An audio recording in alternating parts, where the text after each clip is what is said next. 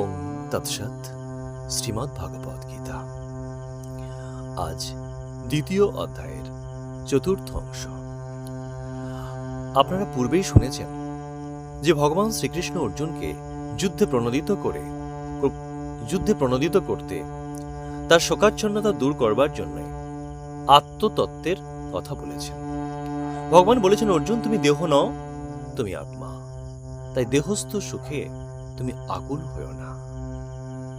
এই আত্মা তার জন্মের মধ্য দেহ ধারণ করে জন্মের মধ্য দিয়ে সে প্রকাশিত হয়, আবার দেহ ত্যাগ করে মৃত্যুর মধ্য দিয়ে সে অপ্রকাশিত হয়ে যায়। কিন্তু সে নেই হয়ে যায় না, আবার সে দেহ ধারণ করে আবার জন্মগ্রহণ করে। এভাবে বারবার তার জন্ম হয়েছে। অর্জুন, আত্মা অবিনাশী, আত্মার বিনাশ নেই। এই আত্মাই হলেন স্বয়ং পরম ব্রহ্মের অংশ, তার মৃত্যু নেই। তাই দেহ ক্ষণস্থায়ী, দেহ তুচ্ছ, তাই দেহস্থ সুখ দুঃখে তুমি আকুল হও না। এখন ভগবান বলছেন, অর্জুন, সদরমাপি চ বিক্ষণ বিকম্পিত মহর্ষি ধর্মাদ্ধি যুদ্ধচ্চ হন্যৎ ক্ষত্রিয়স্য ন বিদ্যতে। অর্জুন, স্বধর্মের কথা চিন্তা করলেও ধর্মযুদ্ধের ন্যায় ক্ষত্রিয়ের পক্ষে শ্রেয় আর কিছুই নাই। তুমি ক্ষত্রিয়, তোমার কাছে ন্যায় যুদ্ধটাই বড়, তার চেয়ে বড় ধর্ম আর কিছুই নেই। তাই তুমি তোমার ক্ষত্রিয় ধর্ম পালন করো, যুদ্ধক্ষেত্রে তুমি যুদ্ধ করো। এখন প্রশ্ন হতে পারে, স্বধর্ম বলতে কি বোঝায়? দেখুন, মানব প্রকৃতির মানবের এই যে দেহ প্রকৃতি, এই দেহ প্রকৃতির তিনটি গুণ, সত্ত্ব, রজ এবং তম। কিন্তু এই তিনটি গুণ মানব প্রকৃতিতে সমান সমানভাবে থাকে না, গুণ বৈষম্য দেখা যায়। আর এই গুণ বৈষম্য অনুসারে মানব প্রকৃতিকে ভগবান চারটি ভাগে বিভক্ত করেছেন, আর একে বলা হয় বর্ণ।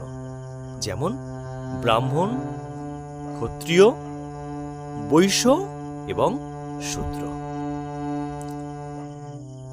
যার মধ্যে সত্ত্বগুণটা প্রধান, তিনটি গুণের মধ্যে সত্ত্বগুণটা বিশেষ রূপে প্রকাশিত হয় তার চরিত্রের মধ্যে, তিনি ব্রাহ্মণ।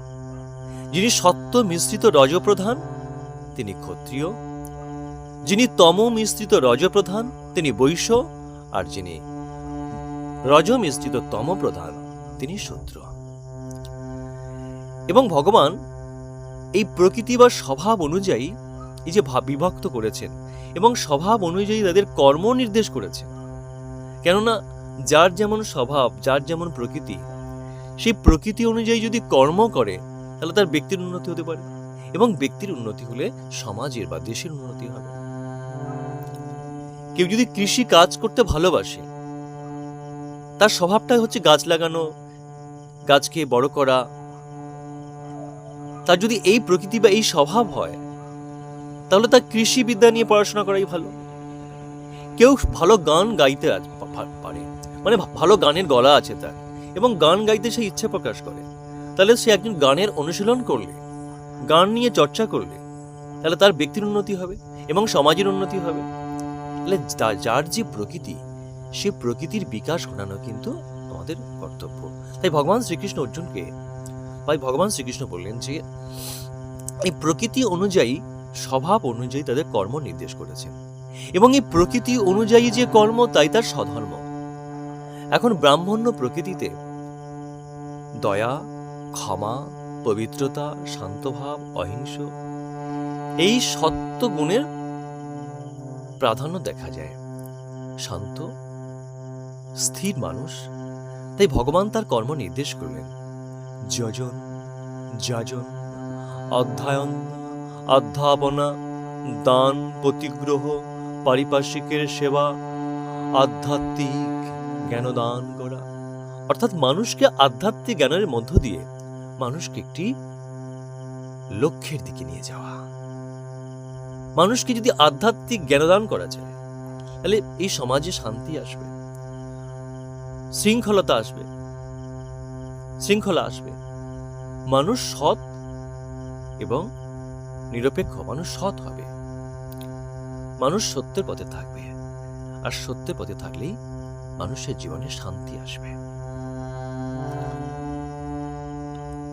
ক্ষত্রিয় প্রকৃতি শৌর্য, বীর্য, তেজ, ধৃতি, দক্ষতা, দান, ঈশ্বরভাব, এই সমস্ত তার গুণ দেখা যায় ক্ষত্রিয় প্রকৃতি, ক্ষত্রিয় স্বভাবের মধ্যে।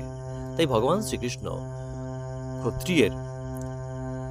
ক্ষত্রিয়ের কর্ম নির্দেশ করলেন যে রাজ্য শাসন করা, প্রজা প্রতিপালন করা, দুর্বৃত্তকে দমন করে দুর্বলকে রক্ষা করা, অর্থাৎ সমাজে ন্যায় ধর্মকে প্রতিষ্ঠা করা, অন্যায়ের বিরুদ্ধে রুখে দাঁড়ানো, অন্যায়কারীকে প্রতিকার করা, অন্যায়ের প্রতিকার করা, অন্যায়কারীকে দমন করা, এই তার কাজ।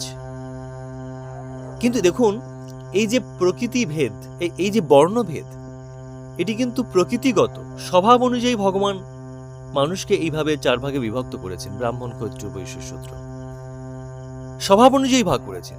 কিন্তু মানুষ এটিকে কিন্তু জাতিভেদের পর্যায়ে নামিয়ে নিয়ে এসেছেন। ভগবান কিন্তু এভাবে জাতিভেদের পর্যায়ে নামিয়ে নিয়ে আসেনি। জন্মসূত্রেই মানুষ এক এক স্বভাব প্রাপ্ত হয়, সেই স্বভাব অনুযায়ী যদি তার কর্ম করে তাহলে তার ব্যক্তি এবং সমাজের উন্নতি হতে পারে।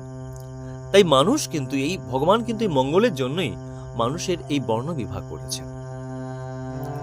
অর্থাৎ ভগবানের নিয়ম অনুসারে কোনো ব্যক্তি যদি ব্রাহ্মণ কুলে জন্মগ্রহণ করে, ব্রাহ্মণ কুলে জন্মগ্রহণ করেও যদি তার মধ্যে সত্যগুণের প্রভাব না দেখা যায়, মানে দয়া, ক্ষমা, পবিত্রতা, শান্তভাব, অহিংস, এই ভাব যদি না দেখা যায়, তবে তাকে ব্রাহ্মণ বলে মেনে নেওয়া যাবে না।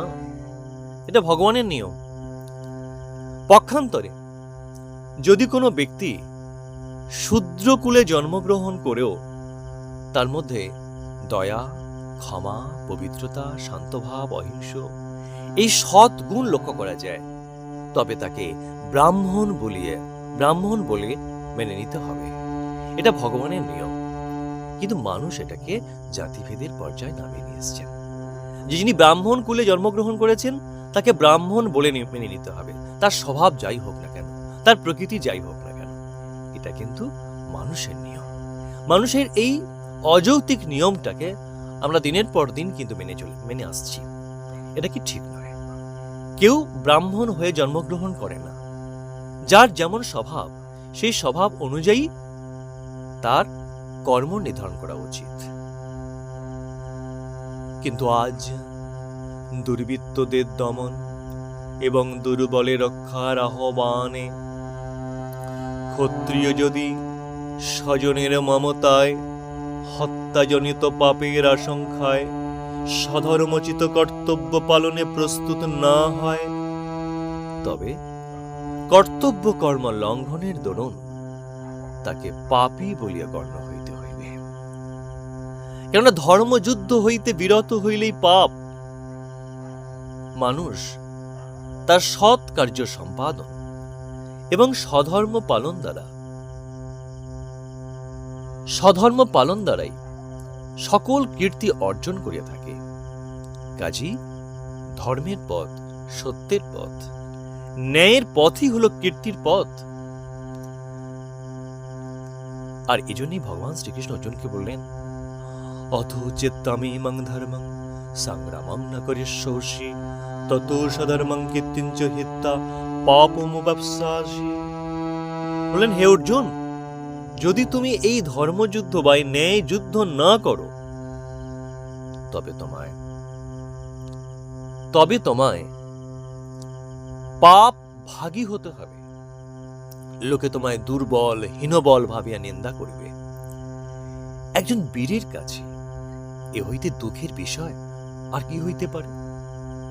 অতএব সুখে দুঃখে সমিকিত্তা লাভালাভ জয়াজৌ তত যুদ্ধায় যুদ্ধস্য নৈবং পাপম ব্যবসাসী। অতএব সুখ দুঃখ, লাভ ক্ষতি, জয় পরাজয় সমান ভাবিয়া যুদ্ধ করো, আর ইহাতে তুমি পাপ ভাগী হইবে না। যদিচ্ছা জপপন্নং স্বর্গদ্বারোমুপবিত্তম সুখীন ক্ষত্রিয় পার্থ লভন্তে যুদ্ধমে দৃশ্যম। বলছেন, হে অর্জুন, যে সকল ক্ষত্রিয় ভাগ্যবান তাহারাই স্বর্গদ্বারের ন্যায় দৈবক্রমে এহেন যুদ্ধের সুযোগ পান। হত বা প্রাপ্সি সার্গাং জিত্তা বা ভক্ষসে মহিম তস্মাদুতিষ্ঠকন্ত যুদ্ধায় কৃত নিশ্চয়। অর্জুন, যুদ্ধে দেহত্যাগ করলে তুমি স্বর্গ লাভ করবে, আর যদি জয়লাভ করো তাহলে এই পৃথিবী ভোগ করবে, এই পৃথিবীর সুখ সম্পদ তুমি ভোগ করবে। আর যদি এই ন্যায় যুদ্ধ, এই ধর্মযুদ্ধ না করো, তবে তোমায় পাপ ভাগী হতে হবে, তোমাকে পাপ ভাগী হতে হবে, পাপের ভাগ নিতে হবে তোমাকে। দেখুন, এই সমাজে যদি কোনো অন্যায় হয়, আমরা চোখের সামনে দেখি, আমরা কি করি? সবচেয়ে যারা সৎ ভদ্রলোক, নিজেকে ধার্মিক বলে মনে করি, আগে আমরা কোনো ঝামেলায় পড়তে হবে বলে আমরা পাশ কাটিয়ে চলে যাই। আর আমরা নিজেকে বলি আমরা ধার্মিক, আমরা হিন্দু, হিন্দুত্বের কথা আমরা বলি, আমাদের হিন্দু ধর্মের কথা বলি, গর্ববোধ করি আমরা। কিন্তু আমাদের ভগবান কি বলছেন? অন্যায়কে মেনে নেওয়া, এটা অন্যায় হতে দেখে আমরা মুখ বুজে চলে যাওয়া, এটা কোনো ভালো কাজ নয়। অন্যায়ের মুখোমুখি দাঁড়িয়ে অন্যায়ের প্রতিবাদ করাটা আমাদের কাছে বড় কাজ।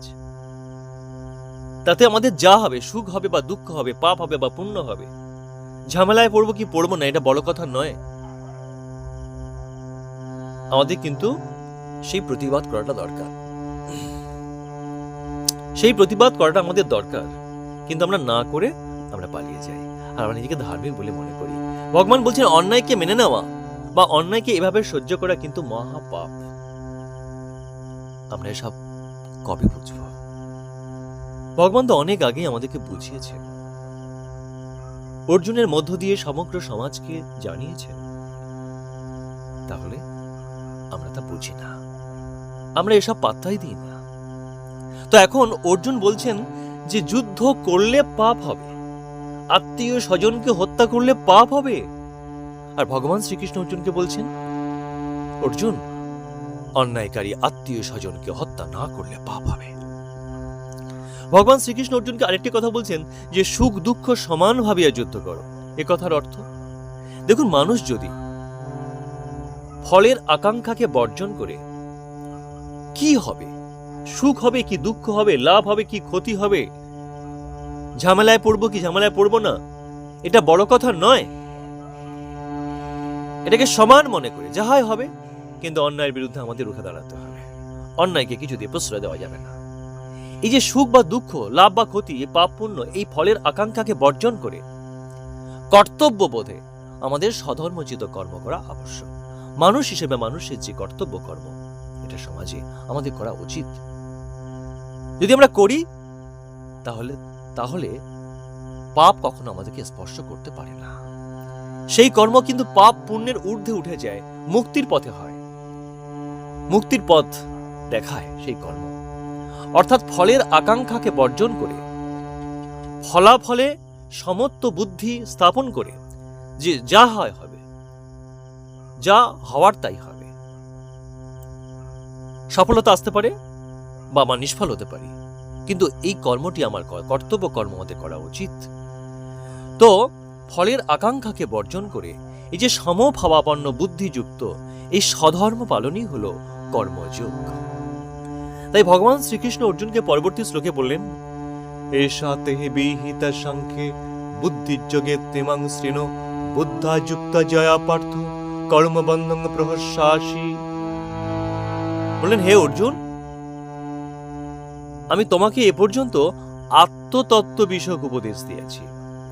এখন নিষ্কাম কর্মযোগ সম্বন্ধে উপদেশ শ্রবণ করো, আর এই যোগ সম্বন্ধে জ্ঞান লাভ করলে তুমি কর্মের বন্ধন হইতে মুক্তি লাভ করবে। দেখুন কি ভগবান কি আশ্চর্য কথা বললেন। আমরা তো সবাই সংসার বন্ধন থেকে, কর্মের বন্ধন থেকে মুক্তি লাভ করতে চাই, কারণ কর্ম করলেই আমাদের ফল হয়, আর ফলভোগের জন্য আমাদের বারবার জন্মগ্রহণ করতে হচ্ছে এই জগতে, জগৎ সংসারে।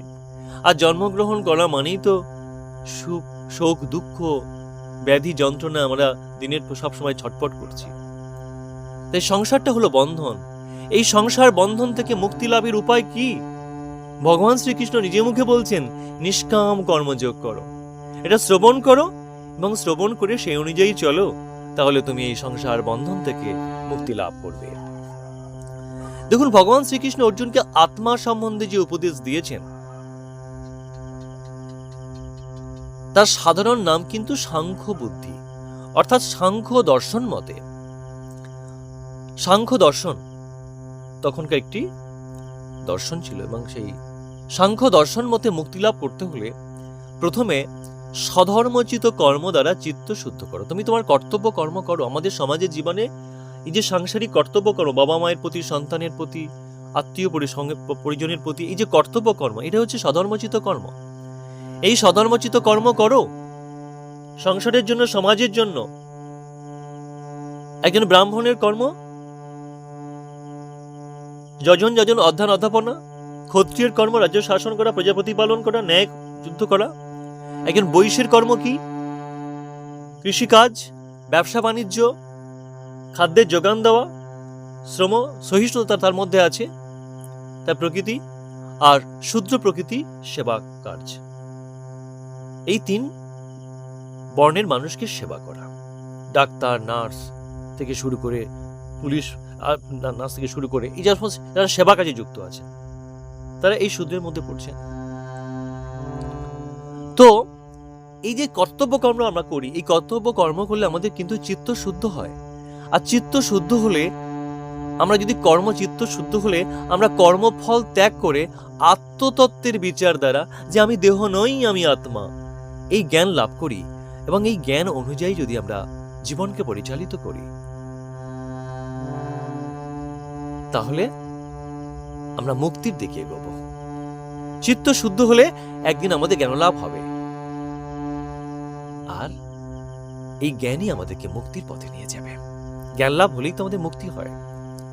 তাহলে দেখুন, কর্ম কিন্তু শুধু কর্ম দ্বারা মুক্তি হয় না, কর্ম আমাদের ফল দেয়, কর্ম মুক্তি হয় না। এখন প্রশ্ন হতে পারে, কর্ম যদি বন্ধনের কারণ হয়, তবে শ্রীকৃষ্ণ অর্জুনকে যুদ্ধ করিতে বলিতেছেন কেন? দেখুন, চিত্ত শুদ্ধির জন্য স্বধর্মোচিত কর্ম করা আবশ্যক। পরে নিষ্কাম কর্ম দ্বারা যুক্ত হইয়া কর্ম করলে কর্ম আমাদের বন্ধনের কারণ না হয়ে মুক্তির উপায় স্বরূপ হইবে। আর এই কর্মের ফল আমাদের ভোগ করিতে হইবে না, এই কর্মই আমাদের মুক্তির পথে নিয়ে যাবে। অর্থাৎ নিষ্কাম কর্মই আমাদেরকে মুক্তির পথে নিয়ে যাবে। এখন নিষ্কাম কর্ম কি? তাই ভগবান শ্রীকৃষ্ণ অর্জুনকে বললেন, নাভিক্রমণে সহস্তি প্রত্যব্যয় ন বিদ্যতে স্বল্পমাপস্য ধর্মস্য ত্রায়তে মহত ভয়াৎ। বলছেন, হে অর্জুন, এই নিষ্কাম কর্ম করলে তা কখনো বিফল হয় না, এতে কোনো পাপ হয় না, বরং এই কর্ম আমাদের সংসারের মহাভয় থেকে, এই সংসারের মহাভয়, সংসারের যে মহাভয় আছে সেই মহাভয় দূর করে এই কর্ম করলে। সংসারের মহাভয় হইতে আমাদেরকে পরিত্রাণ করে। অর্থাৎ সংসারে যে মহাভয় আছে, যেমন দুর্ঘটনাজনিত ভয়, মৃত্যু ভয়, রোগ শোকের ভয়, ব্যাধির ভয়, কোনো কিছুকে হারানোর ভয়, এই যে মহাভয় আছে সংসারে প্রতি মুহূর্তে আমাদেরকে, সেই ভয় আর থাকে না যদি আমরা একটু নিষ্কাম কর্ম করি। এখন দেখুন, কর্ম দু প্রকার, সকাম কর্ম এবং নিষ্কাম কর্ম। যে কর্ম মানুষ নিজের স্বার্থের জন্য করে, আত্মসুখের জন্য করে, দেহস্থ সুখের জন্য করে, আত্মসুখের জন্য যে কর্ম করে, সেই কর্মই হলো সকাম কর্ম। এই কর্ম মানুষকে অধপাতিত করে, মানুষকে অসুরত্বের দিকে নিয়ে যায়, দৈত্যের দিকে নিয়ে যায়, অধপাতিত করে পাপের দিকে নিয়ে যায়। আর যে কর্ম মানুষ ফলের আকাঙ্ক্ষাকে বর্জন করে, নিজ স্বার্থকে ত্যাগ করে, নিঃস্বার্থভাবে, কি সংসারের কি সমাজের কল্যাণার্থে যে কর্ম মানুষ করে, মঙ্গলের জন্য যে কর্ম মানুষ করে, আকাঙ্ক্ষাকে ত্যাগ করে, অহংকারকে ত্যাগ করে যে কর্ম করে, সেই কর্মই হলো নিষ্কাম কর্ম। এখন কর্মযোগ বলতে এই নিষ্কাম কর্মকেই বোঝায়। এখন সকাম কর্ম থেকে বা স্বার্থময় কর্ম হতে নিষ্কাম কর্ম বা নিঃস্বার্থ কর্মের উৎকর্ষতা কোথায়, তাই শ্রী অর্জুনকে শ্রীকৃষ্ণ বোঝাতে চাইলেন। দেখুন, আমরা যে স্বার্থ নিয়ে যে কর্ম করি সেই কর্মের কিন্তু সফলতা আছে, আবার নিষ্ফলতা আছে। আপনি স্বার্থ নিয়ে একটি দোকান খুলেছেন, ব্যবসা করছেন, সেই কর্মে কিন্তু সফলতা আছে, নিষ্ফলতা আছে। স্বার্থ নিয়ে আমরা দোকান করি, আমরা ভাবি আমাদের লাভ হবে এবং সেই লাভ আমার আত্মসুখের জন্য ব্যয় হবে। আবার অনেকে কিন্তু মহৎ উদ্দেশ্য নিয়ে দোকানটি খোলেন, ব্যবসাটি করেন, যে এ শুধুমাত্র আমার আত্মসুখের জন্য নয়, আমার সংসার নির্বাহ হবে তা নয়, এই দোকান থেকে এই গ্রাম বা এই অঞ্চলের মানুষের অনেক সুবিধা হবে, তাদের প্রয়োজনীয় দ্রব্যগুলো তারা লাভ করতে পারবে, তাদের প্রয়োজনীয় দ্রব্যগুলোকে আমি যোগান দিতে পারবো, তাদেরকে ঠকাবো না। ব্যবসা করার জন্য যে নিয়ম, সেই নিয়ম অনুযায়ী আমি ব্যবসা করব, সবার মঙ্গল হবে, কল্যাণার্থে এই দোকানটি আমি খুলেছি। শুধুমাত্র আমার জীবন জীবিকা নির্বাহের জন্য নয়, যে এই যে মহৎ উদ্দেশ্য, এই মহৎ উদ্দেশ্য নিয়ে আমাদের দোকান খোলা, ব্যবসা করা উচিত। কিন্তু মানুষ তার নিজ স্বার্থের, কার কি হলো দেখা দরকার নেই, নিজের স্বার্থটাকে বড় করে দেখে তারা তাদের ব্যবসাটা খোলেন। এই যে স্বার্থময় কর্ম, এই কর্মে অনেক সময় সফলতা আছে, আবার নিষ্ফলতা আছে। কর্মটি, ব্যবসাটি সফল হতে পারে, আবার নিষ্ফল হতে পারে। আবার দেখুন, কোনো ব্যক্তি একটা চিকিৎসা কর্ম করছেন, চিকিৎসক স্বার্থ নিয়ে চিকিৎসা করছেন, নিজের স্বার্থের জন্য, অর্থ উপার্জনের জন্য চিকিৎসা করছেন, তার মহৎ উদ্দেশ্য নয় মানুষের সেবা কাজ করা। কিন্তু এই যে স্বার্থ নিয়ে কর্ম করতে গিয়ে দেখা যাচ্ছে তার ইচ্ছাকৃতভাবে ভুল চিকিৎসায় কোন একটি রোগীকে মেরে ফেললেন, তাহলে কি হলো? এতে কিন্তু চিকিৎসা কর্মটি শুধু নিষ্ফল হলো তা নয়, এতে চিকিৎসকের কিন্তু পাপ জন্মায়। আবার দেখুন, কোনো ব্যক্তি অভীষ্ট ফললাভের জন্য কোনো যজ্ঞ করছেন, দেবতার পুজো করছেন, অভীষ্ট ফললাভের জন্য, কোনো কিছুকে লাভ করবার জন্য। এখন এই কর্মটি করতে গিয়ে সেই কর্মটি যদি বৈদিক মতে না হয়, বৈদিক যে বিধি বা বেদের যে নিয়ম অনুসারে কর্ম, বেদের যে নিয়ম বা বৈদিক রীতিমতে যদি সেই কর্মটি, সেই যজ্ঞটি না করা হয়, তাহলে যজমানের পাপ জন্মায়, যিনি যজ্ঞকর্তা তার পাপ জন্মায়। আমরা এখন কিন্তু প্রায় সমস্ত যজ্ঞগুলো যে করছি, যজ্ঞ ভ্রষ্ট হচ্ছি, পাপ অর্জন করছি। কিভাবে? দেখুন, যজ্ঞে যে পুজো আর্চা আমরা করি, তা কিন্তু আমরা প্রতিমা নিরঞ্জন পর্যন্ত সেই সমস্ত কর্ম থাকে। প্রতিমা নিরঞ্জন পর্যন্ত আমাদের বৈদিক বিধি থাকে। পুজো থেকে শুরু করে পুজোর যজ্ঞ থেকে শুরু করে একদম যজ্ঞের শেষ হচ্ছে প্রতিমা নিরঞ্জন পর্যন্ত।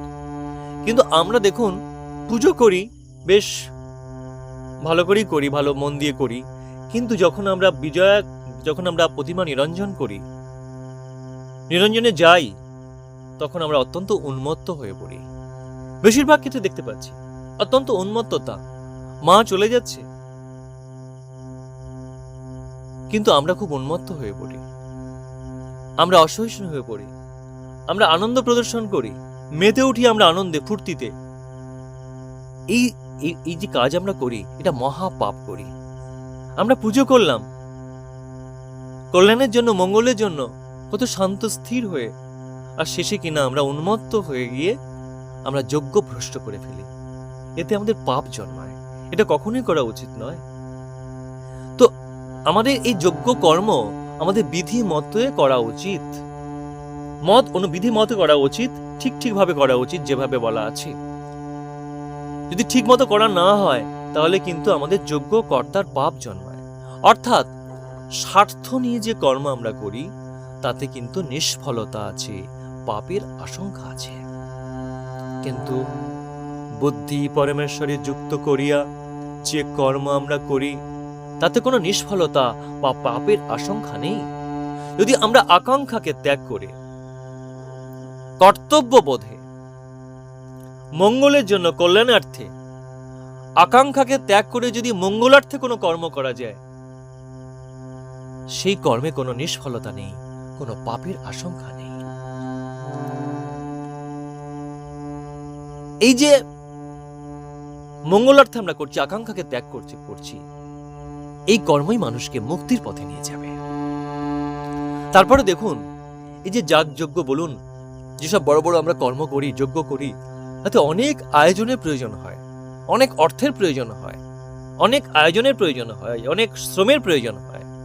কিন্তু ভগবান বলছেন, যদি আমরা নিষ্কাম কর্ম করি, কেউ বিপদে পড়েছে, আমরা তাকে একটু সাহায্য করলাম, কোন রকম প্রশংসা নেওয়ার জন্য নয়, কোনো ফল পাওয়ার জন্য নয়, আকাঙ্ক্ষা ত্যাগ করে, নিজের স্বার্থ ত্যাগ করে মানুষ হিসেবে মানুষের পাশে দাঁড়ালাম।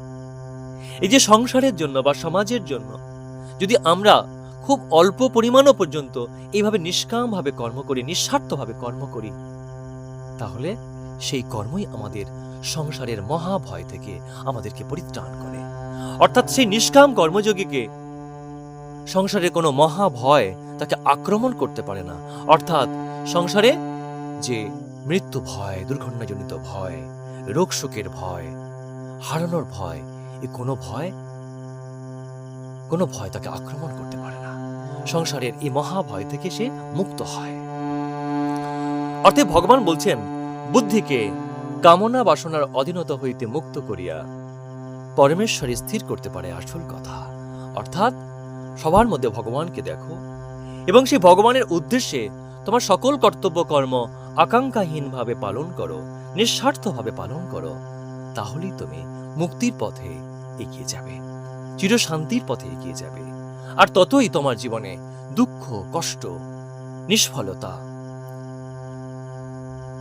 দুর্ঘটনা, মৃত্যু ভয়, এগুলো তোমার জীবনকে স্পর্শ করবে না। তুমি এগুলো থেকে মুক্ত থাকবে, তুমি আনন্দময়, প্রেমময় থাকবে। তাই নিষ্কাম কর্ম আমাদের করা উচিত এবং এই কর্মই হলো আমাদের মুক্তির পথ। আজ এ পর্যন্তই। পরে আবার পরবর্তী শ্লোকগুলো আমরা আলোচনা করব। অনেক অনেক প্রীতি, শুভেচ্ছা এবং ভালোবাসা আপনাদের জন্য। আপনার মন দিয়ে শোনেন এবং আপনাদের মূল্যবান মতামত ব্যক্ত করেন। আমি অত্যন্ত আনন্দিত, খুব খুশি হই। ভালো থাকবেন আপনারা। আগামীকাল আবার দেখা হচ্ছে। হরে কৃষ্ণ, হরে কৃষ্ণ।